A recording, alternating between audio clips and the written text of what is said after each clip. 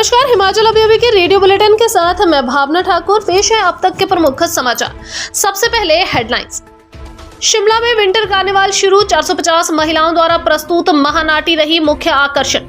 शिमला शहर में अब नहीं लगेगा जाम, 47.36 करोड़ से बनी संजौली ढली सुरंग से ट्रैफिक का समाधान। हाटियों की चेतावनी, 1 माह के भीतर एसटी प्रमाण पत्र जारी न किए तो अब सड़कों पर होगा आंदोलन। प्राकृतिक आपदा के बाद क्रिसमस ने दी राहत, शिमला से लेकर डलहौजी तक सैलानियों से पैक।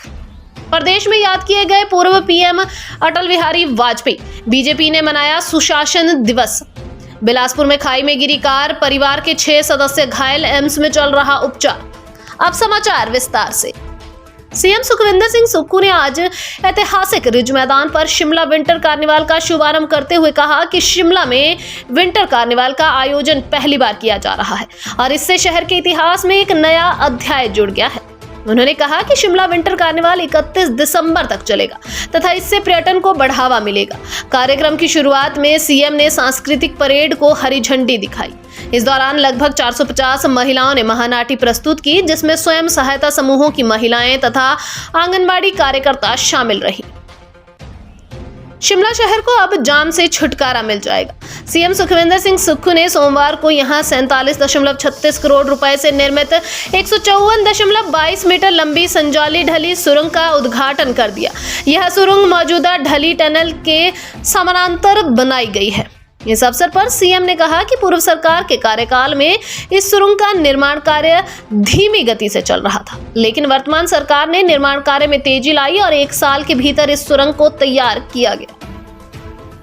शिलाई विधानसभा क्षेत्र के सतान में हाटी मुद्दे पर सरकार के खिलाफ अनशन पर बैठे युवाओं को केंद्रीय हाटी समिति के सदस्यों ने सोमवार को जूस पिलाकर अनशन तोड़वाया।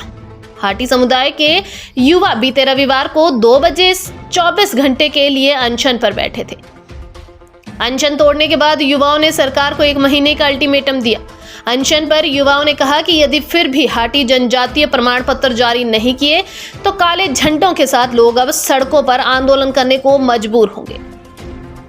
शेष समाचार ब्रेक के बाद। आपके स्वास्थ्य का प्रहरी, श्री बालाजी हॉस्पिटल, कांगड़ा, हिमाचल। इस साल आपदा के बाद पहली बार क्रिसमस पर हिमाचल प्रदेश के पर्यटन स्थल सैलानियों से पैक हो गए हैं। शिमला, मनाली, धर्मशाला और डलहौजी में बड़ी संख्या में सैलानी पहुंचे हैं। अगले 1 हफ्ते तक प्रदेश के पर्यटन स्थल सैलानियों से गुलजार रहने वाले हैं। पर्यटन व्यवसाय से जुड़े लोगों को भी करोड़ों के कारोबार की उम्मीद है। दिल्ली से आने वाली हिमाचल पथ परिवहन निगम की बसें, पर्यटन विकास निगम की बसें और निजी वॉल्वो पैक चल रही हैं। कालका शिमला ट्रैक पर दौड़ने वाली सभी ट्रेनें 5 जनवरी तक के लिए पैक हैं और लंबी वेटिंग चल रही है।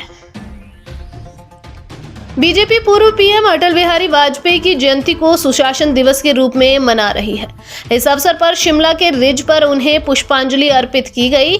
नेता प्रतिपक्ष जयराम ठाकुर, पूर्व मंत्री सुरेश भारद्वाज सहित पार्टी के नेताओं ने पूर्व वाजपेयी की प्रतिमा पर श्रद्धा सुमन अर्पित किए। नेता प्रतिपक्ष जयराम ठाकुर ने देश के लिए पूर्व पीएम के योगदान को याद किया। इसके बाद दीनदयाल उपाध्याय अस्पताल शिमला में वाजपेयी के जन्म दिवस पर मरीजों को फल भी बांटे गए। प्रदेश भर में पूर्व पीएम को श्रद्धासुमन अर्पित किए गए।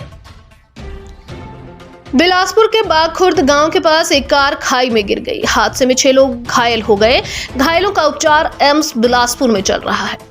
सभी घायल एक ही परिवार के सदस्य हैं। वह ज्वालाजी मंदिर से दर्शन कर वापस घर लौट रहे थे। नमहोल पुलिस चौकी में मामला दर्ज किया गया है। कार में 9 लोग सवार थे। सुरक्षित बचे 3 लोगों ने सड़क पर आकर लोगों से मदद मांगी। लोग घायलों को दुर्घटनाग्रस्त कार से निकालकर सड़क तक लाए और एम्बुलेंस के माध्यम से एम्स पहुंचाया। इसी के साथ समाचार समाप्त हुए। नमस्कार।